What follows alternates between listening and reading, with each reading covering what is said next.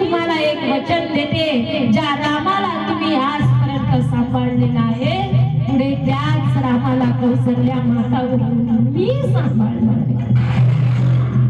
शब्दांचा विचार करा. ज्या रामाला तुम्ही आजपर्यंत सांभाळलेला आहे, त्या रामाला मी कौसल्या माता होऊन सांभाळणार आहे. त्या सीता मातेचा अंतःकरण किती मोठा असेल. पत्नीच्या समोर माता म्हणून उभं राहणारी सीता माता जेव्हा धरणीतून प्रकट झाली, तेव्हा जनकराजावरती तिनं कृपा केली.